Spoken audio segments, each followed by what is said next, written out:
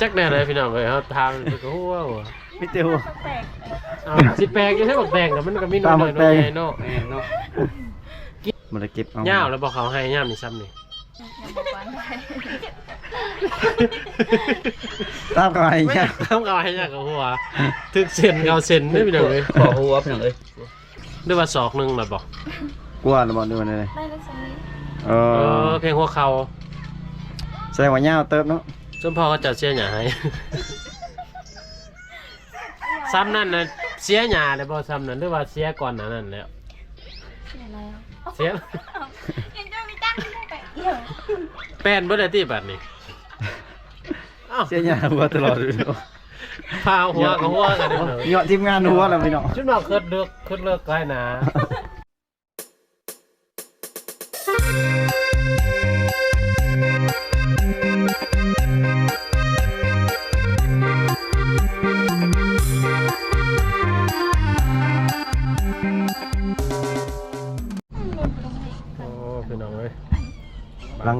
หลังจากที่ว่าทานน้องนุ่นเนาะน้องชาคือว่าหากระตือนอนบ่ล่มผู้วาวเพื่อนนี่หากระมาอยู่น้องเลยถามน้องสาวนุ่นไปแล้วพอดีเห็นน้องสาวน้ำซาเพิ่นมาผมก็ตื่นนอนดึกบ่จักเพิ่นเนาะก็เลยจับ2คนเขามาประกบกันพี่น้องเลยน้องนอนจังโมงเพื่อนนี่น้องชา5 โมงเช้าน้องไปใช้น้องเพื่อนนี่อยู่เพื่อนวางมาเล่นน้ำบ่ฝนตกนอนแช่ช่วงนี้เนาะฝนตกกูบ่าวมาเนาะเพิ่นหากระตื่นนอนเพิ่นว่ามันกินพี่น้องเว้ยฝนตกแน่เพิ่นว่านอนม่วนเพิ่นว่าน้องได้กินข้าวเช้าแล้วบ่น้องสาวเบบี้น้ำซากินแล้วสาวบีบี้ยันว่ายังบ่ได้กินข้าวเช้าอาหารยังกินมักแตงให้บ่เป็นเลยเนาะมีลายอยู่อ่ะเฮ็ดยังกินมักแตงเอาจำแจ่วเฮ็ดตั้มบ่เฮ็ดยังปาดแล้วจำแจ่วกินโอ้เป็นจังแล้วไหวปาดแล้วก็จำแจ่วกินหน่วยใหญ่บ่มักแตงน่ะยังทำมักแตงหน่วยใหญ่น้อยๆก็หัวละบาดนี่พี่น้องเว้ยมันเป็นแนวไหนหรือว่ามีแต่หน่วยน้อยบ่มักแตงน่ะหน่วยใหญ่ซ้ำได้เหรอซ้ำบ่แคนบ่ได้ซ้ำตีซ้ำแคนมักแตงโมมักแตงกลัวแต่จักแน่เลยพี่น้องเลยเขาทำมันก็หัวมิเตหัวสิแปลกยังให้บอกแดงกับมันก็มีน้อยๆเนาะกินอิ่มบ่ฉันโดยซ้ำแคนน่ะแนวน้องมีมักแตงกับทางห้ามมักแตงอิ่มเนาะแดดเราบ่อิ่มเพื่อนน้องบ่ได้กินหน่อไม้บ่ใช่คือคอหน่อไม้หลายอย่างนี่บ่ได้ไปหาบ่บัดน้องสาวโน่นบ่มีบ่มักแตงอยู่น้องบ่มีน้องก็ปลูกอยู่ได้อยู่ไห้นะแต่ว่าบ่เป็นบ่ได้ไปเก็บเอาบ่ได้เก็บเอาย่าวแล้วบ่เขาให้ย่ามนี่ซ้ำนี่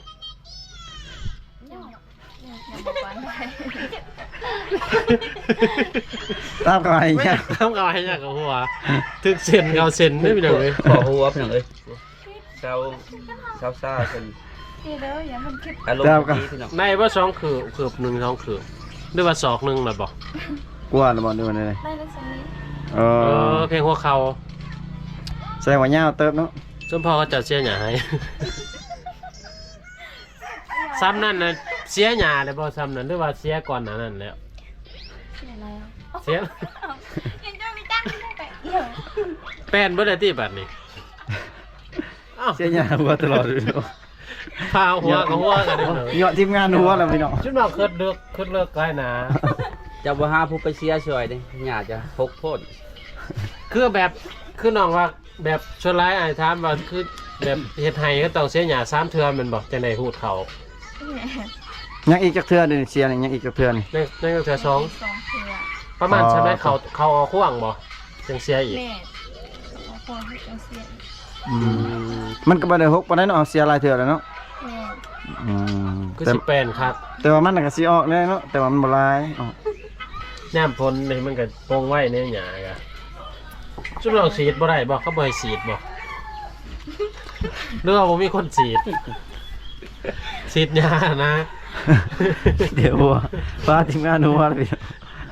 โอ้ จักแนวได้ดอกเลยทำ จะบ่เอาแนวตัดเอาหญ้าจะ ถ้าสีดยาสีดข้าก็บ่ได้แล้วพี่น้องไปหัวตลอดพี่น้อง แยกต่างแล้ว ทีมงานคืออดบ่ได้ น้องสาวอันนี้น้ำซ่านี่บ่ได้เฮ็ดหน้าบ่ โน เฮ็ดแต่ให้ อืม อืม สองบอลบ่น้องเห็นนะให้น่ะ เอาบ่ได้เฮ็ดนำกันบ่กับน้องสาวนุ่นนี่เออ แต่จะบ่มีหน้าซะจะบ่เห็น แล้วบ่มี บ่มี กันแต่ว่าเพเบิ่ เออแสดงว่ามีแต่หน้าโคกเนาะ ตะกี้เคยมี แม่ มาแล้วเป็นอะไรมันมันขนาดขาดได้ยังเบิดเนาะ แม่ แบบบ่ได้เฮ็ดดนแม่นบ่อืม ขาดผู้ไทยได้บ่เพิ่นขาดผู้ไทยหน้าให้ก็เลยบ่ได้เฮ็ดนะ เพราะว่าแบบสงสัยแบบเขาเจ้าบ่เฮ็ดหลายปีนะแม่นบ่ แม่น มันก็เป็นแบบ เป็นหน้าเหือหน้ายัง หน้าเหือหน้าปลาไปเบิดเลยพี่น้องเอ้ยโอ้มีแต่จกเฮ็ดน้องเลี้ยงปลาเอาอยู่ทางได้หน้าหนองนะให้หนองหน้าหนองนะ ไกลบ่ ไก่ ไกลเนาะฝนตกดิดุอยู่ติอยู่บ้านพี่น้องนี่เนาะ อืมแม่ ดุเนาะฝนตกดุอยู่ อยู่เมืองตกตลอดนี่ก็ตกได้อยู่เมืองเลย ช่วง มาให้เมื่อเช้าว่าสิออกมาบ่ได้เนาะ แข่งออกมาได้เพื่อว่าสิให้พ่อแม่พี่น้อง FC ได้เบิ่งคลิปงามๆหรือ มา ว่า เลย ส ว่า ร้าง ผู้ไท งาย ม ถามน้องนุ่นว่าฝนบ่สู่ตกไหนอยู่เพียก็เลยพากันออกมาพี่น้องแล้วก็เปียกเติบแล้วก็มาฮอดช่วงหนึงแล้วมันบ่ได้ตก เอ้ยเจ็ดเราสา คนดีเนาะอยู่บ้าน จะโมงเลยน้องนนท์ 12 12โมงพอดีครับจบ EP นี้เฮาให้น้องๆเพิ่นต้มมีต้มหยังเนาะต้มมาม่ากินพี่น้องเอ้ย กินเส้นคือเก่า เพราะว่ากินแล้วก็สิได้เดินไปทางหาหมู่บ้านของน้องสาวแก้วอีก อยู่ไปจำได้เอง เพราะว่ามันโค้ง สิเดินทาง โค้งเติบ กินยังก่อน ใกล้ๆเติบเลย จำไว้ ฮะ ไม่อย่าไปจำได้เอง กินอยู่นี่ได้แซ่บ มันยังเคย เวลากินอยู่เฮาว่ากินอยู่นี่แซ่บเฮาว่า อืม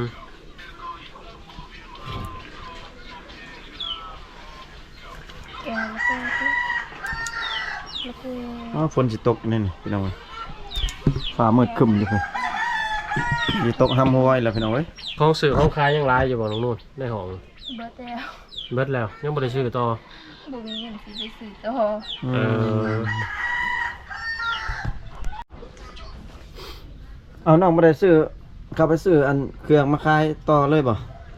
บ่ เบิดเลยเครื่องเดี๋ยวนี้หันหรือว่ายัง แม่นเบิร์ดแล้ว เบิดเลยบ่ เฮ็ดในไทยบัดนี่สิบ่ขายบ่หรือว่าจังได๋ ถ้าคนใดมีแล้ว คันมีเงินน่ะอยากขายต่อ แม่ อืมแบบ ตอนนี้ยังบ่มีเงินซื้อเครื่องมาขายอีกพี่น้องเลยเพราะว่า ประมาณเท่าไหร่น้องซื้อแต่ละเทื่อหนึงประมาณเท่าไหร่ ประมาณ3-4ล้าน 3-4ล้านเนาะมาลงทุน3-4ล้าน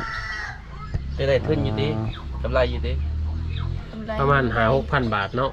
ประมาณ6,000พี่น้องเพิ่นว่า เครื่องหมื่นพี่น้องเลย เพราะว่าช่วงนี้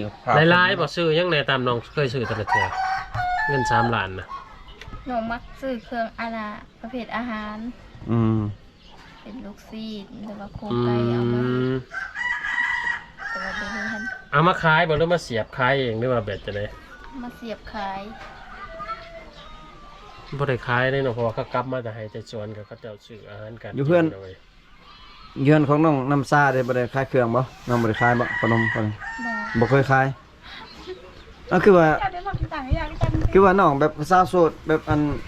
สบายบายอยู่บ่ได้ค่าลูกน้อยคือน้องสาวนู่นคือว่าขายขนมก็ยังบ่ได้ขายเนาะบ่มีเงินคันมีเงินนี่ก็จะขายอยู่เนาะ ยาย อืมน้องแต่บ่มีเงินคือกันเพิ่นว่าพี่น้อง ขายสิขายใช้อยู่ตารางได้อยู่ในห้อง ขายอยู่ห้องเลยบ่หรือว่าคือน้องโน่นเลยบ่หรือว่าขายอยู่ แค่อยู่ห้องแหละสบาย สบายดีขาย แบบ ดี ไผมาซื้อก็ต้องเอาเขาไปในห้อง ผู้ใดถือ เวลาผู้บ่าวขึ้น ไปเลยพี่น้อง ผู้บ่าวขึ้นมาก็เขาซื้อเด้ มี เขามาเล่นก็ซื้อขนมอิหยัง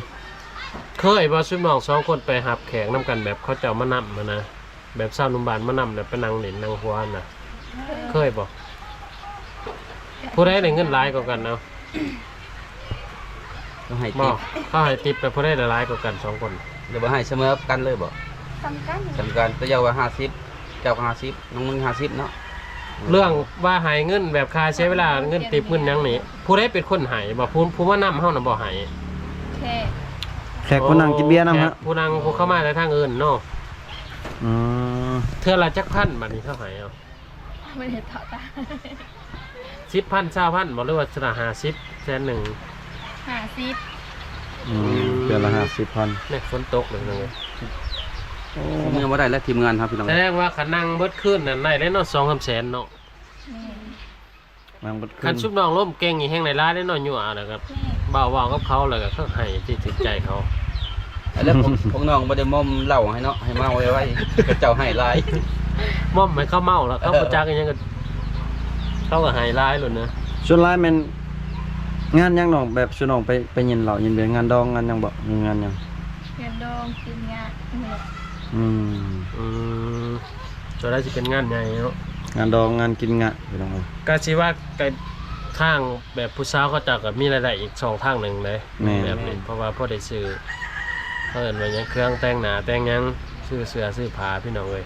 มีบ่แบบว่าส่วนน้องแบบบางช่วงแบบว่าขาดแบบบ่มีเงินไปซื้อเครื่องสำอางมาแต่งหน้าแต่งตานี่มีบ่มีเลยเนาะช่วงบ่มีได้แต่บ่ได้ท่าเลยเนาะ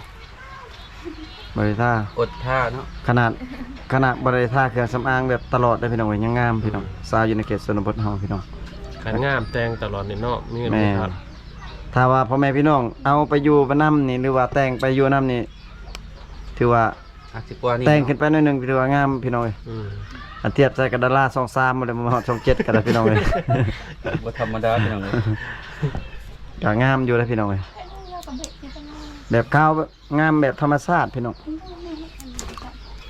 บ่คือชุมน้อง2คนชุมมาว่าในอนาคตเนาะนี่ถามซื่อๆแบบชุมน้องอยากได้ผัวทางแบบคนชุมน้องเองบ่หรือว่าแบบทางลาวทางไทยหรือว่าทางอีสังนะทางต่างประเทศทางหยังนะตามชุมน้องคิด หรือว่าทางไหนก็ได้บ่ อันไหนก็ได้ เออ อืม อย่าว่าเลือกบ่เอาเนาะ คิดว่าต้องได้เอาแบบคนแบบคือแบบชุมน้องมังกรก็สิเอามังกรคือกันไปสิบ่แม่นบ่หรือว่า ทางใดก็ได้เนาะ แม่ บัดผู้บ่าวเฒ่าผู้บ่าวแก่ได้ก็ได้อยู่บ่มักอยู่บ่ ได้เบิด ได้เบิดเนาะ ขอใส่งาน บ่ได้ ได้ ตีบ่ย่านว่าเพิ่นบ่มีเหือมีแห้งแบบเฮ็ดเวียกเฮ็ดงานนะ โลกได้เอง บ่แบบเฮ็ดหัวเฮ็ดสวนนี่นะ แบบ เวียกงานเนาะ เพิ่นมีเงินมีค้ำอยู่แต่ว่าเพิ่นว่าแบบเฮ็ดหัวเฮ็ดสวนบ่เก่งปานใดหยังหั่นนะก็ได้บ่แบบนั้นนั่งถ่าอยู่เฮือนเฮ็ดเวียกเฮือนถ่าเมีย ได้ ได้เนาะ เฮ็ดเองนะของ เฮ็ดเองเบิดเออ แบบคือน้องน้ำซาเพิ่นว่าสิเฮ็ดสวยเนาะ แสดงว่าบ่มีเหือมีแห้งกับสิเฒ่าสิหนุ่มกับบ่ตีพี่น้องเอ้ยน้องสิจัดการเองเพิ่นว่า เพราะแต่ว่ามีเงินแบบให้น้องแบบน้องเพิ่นอยากได้เครื่องใช้เครื่องซอยเนาะให้น้องเพิ่นได้ใช้แล้วก็เรื่องเวียกนี่ให้น้องเฮ็ดเอง ใส่ให้ ไป ใส่าน อย่างงาน เอ นี่ ง เพิ่นสิไปให้ไปสวนไปเองให้แต่อยู่เฮือนเบิ่งลูกหรือว่ามีกันหนึ่งข้าวหนึ่งน้ำถ่าเพิ่นว่าพี่น้องเอ้ยถือว่าน้องๆก็สบายอยู่บ่เลยตีบ่เลยเลือกเพราะว่าขนาดบ่ตีบ่เลือกก็ยังคือน้องซ่านี่ก็อายุก็จักปีแล้วน้องซ่า 21ชาวนะ ประมาณ 20ปี 25ปี บ่ฮอดดอกประมาณ 22เนาะ 21หรือ22นั่นแหละ คันว่าตอนนี้นั่งอ่อนๆบ่ บ่ได้สร้างครอบสร้างครัวปานนี้พี่น้องเอ้ย กำลังขึ้น ขนาดเพิ่นว่าบ่ได้ตีเลยเลือกเด้ มาแต่ใช่น้อง ติดที่ธุระ Where are you going มามื้ บ่ อ เป็นแบบได้ แปลกๆ คือชุมน้องแบบอายุบ่ซ้ำนี่นะอันชุมน้องคือบ่อยากสร้างครอบครัวอะนะบ่ ยากแบบบ่มีใครเอา อยากบ่มีไผเอาแม่นบ่แม่นจะน้องเลือกหลายบ่ ไม่สิเลือกลาย บ่ได้เรื่องหลายคันว่ามีคนเอาแบบเพิ่นแบบมีอายุเนี่ยเพิ่นอยากมาแต่งมาขอแบบชุมน้องร่วมกันนี่ก็เอาได้บ่น้องชายน้องนุ่น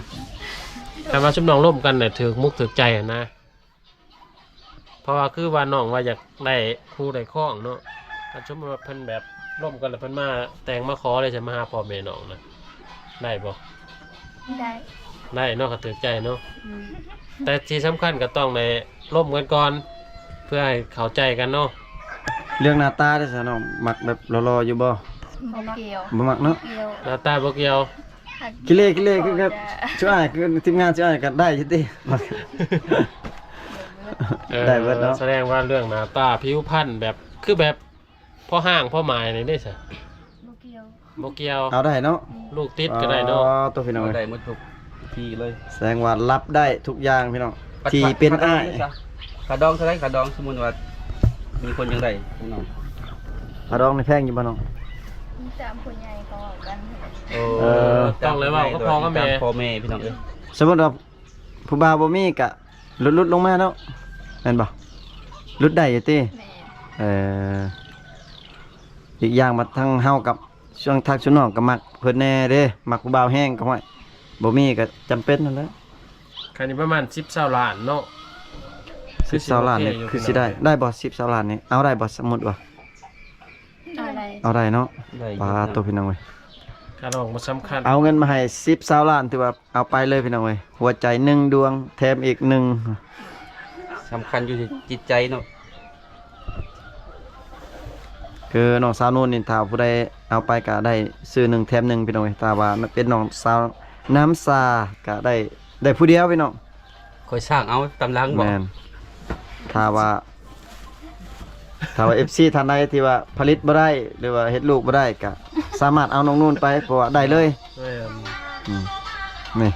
ถ้าสิสร้างให้ก็เอาน้องซ่าบ่ แม่ฟังเพลงนะบาดนี้ ลูกจักคนเนาะน้องชาอยากได้ลูกจักคนนะในอนาคตความฝันของน้องเนี่ย ประมาณจักคน ตามน้องคิดนะ เอาหาคน 5 คน 5 คน ตัวบ่หลายเพิ่นบ่น้อง เอาไร 5คนเนาะผัวปีถ่ายปีเลยเนาะ 5คนพี่น้องเว้ยก็ถือว่าอย่างหลายแล้วอยู่ในเขตชนบทเฮาเนาะ พี่น้องเอ้ยบอกกันแบบเลี้ยงกลุ่มกันครอบครัวรวมสมบูรณ์ พอดีเนาะ พอดีง่าย 5 คนนี่ถ้าครอบครัวสมบูรณ์ก็พอดีพี่น้องถ้าว่าขาดเกินแน่ก็โอ้ยาก จะยากพี่น้องเลี้ยงลูกคนนี้น้องนุ่นได้ใช่น้องนุ่นเอาเพิ่มอีกจักคน มีรอ8 แปด สิเอามา8คนพี่น้องเอ้ย คือมันคือมันจัดหนักแท้สิเอา คัน 8 8คนนี่บ่ได้อยู่ได้เช่าแล้วให้เวกเฮ็ดงานตลอดเลย ชาวชามแรกชามเนาะคือเพลงเว้ามาเลย เอาอีกยัง2พอ พอดีเป็น3 สาม อันนี้เป็น3คนพอดี สาม งาม คนพอดีงามไปเลยขี่อยู่คู่นี้คือเพิ่นว่า อืม เรื่องแบบคือลูกนี่ต้องเป็นผู้ชายบ่หรือผู้หญิงหรือว่าหญิงชายสลับกัน มักแบบยิงซ้ายยิงซ้ายบ่ได้ลูก แม่ไม่ มักแบบสลับ เพ กัน ราะ เนาะ ว่าก็ให้สิถามมันมีบางแบบคนเขาเจะมักลูกผู้ชายหลายกว่าผู้หญิงนะเขาเจะว่าอยากได้มาซอยเวียดบ่บางคน แม่น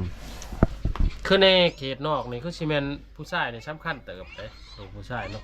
ผู้หญิงก็สำคัญผู้หญิงเล่นหนัก นั่นแน่ว่าแต่ว่าบัด แต่ เนี้ ผู้ชายบางคนขี้ข้านเด้อเนาะ การเฮ็ดเวียกเนาะ ใน ผู้ กิ หญิ น ง งาน เฮ็ กิ ด นแห้งนี่เป็นผู้หญิง แม่นผู้หญิง แต่ เฮ็ด ว่า เวี บั ย ด ก เลี้ยงแต่แท้พัดผู้ชาย ผู้ชายเลี้ยงพอเลี้ยงแม่ เป็นแบบนั้นพี่น้อง แต่ว่าผู้หญิงเฮ็ดเวียกนะ ไปดินไปเที่ยวกันยากผู้หญิงนี่คันใดผัวในแห้งหน้าก็เก่าพี่น้องเลย ผัวน่ะเฮ็ดเวียกนักมันมีแต่เฮ็ดเวียกแนวนึงเนาะเวียกหนักแต่เฮ็ดเวียกหัวเวียกส่วนนี่ ว่าเป็นไร เมียหนักพี่น้องอืม แต่ว่าสมัยนี้มันจะเท่าเทียมกันแล้วพี่น้องเอ้ยมันก็ค่อยปรับเปลี่ยนไปเนาะ ปรับเปลี่ยนไปตามสมัยพี่น้องอย่างกับท่านสมัยในเทคโนโลยี บ่ เขา บ่ทาแต่ผู้เดียวเฮ็ดพี่น้องเอ้ย ถ้า เฮ็ดนำกัน FC สองระซับลายแหละ ท่านใดหรือว่ามักหักก็สามารถทักหาน้องๆเพิ่นได้เฟซอีหยังต่างๆเจ้าน้องก็ยังคือเก่าบ่ โดด ยังคือเก่า บ่ได้ขายให้ไผซ้ำติอย่าว่าขาย ชื่อน้องชื่อช่องน้องนั่นแหละก็ชื่อเฟซ เพชรหนุ่มซ่าหนุ่มซ่าเอา ฮะ เบบี้ เบบี้ตัวลาว เบบี้ เบบี้ เบบี้ตัวลาวพี่น้องเว้ย เบบี้เกิร์ล เบบี้ตัวลาวแล้ว ตัว ก็ ดาวเนาะ น้องนูนบ่ น้องนุ่นตัวไทยเนาะ ตัวแล้ว ตัวลาวบ่น้องนุ่นตัวลาวพี่น้องเว้ย เฟซตัวไทยแต่บริดินเนาะเฟซไทยเนาะ อืมก็ นุ่น ฮะ นึงบ่ ผู้ใดมักหักก็ทักหาพี่น้องเว้ยก็คลิปนี้ก็สิได้ขออนุญาตปิดคลิปไว้เพียงซั่นนี้ก่อนพี่น้องเว้ยอยู่ดีมีแฮงเบิดทุกคนพี่น้องเจอกันอีพีหน้าหรือว่าโอกาสหน้าพี่น้องเว้ยอยู่ดีมีแฮงบ๊ายบายพี่น้อง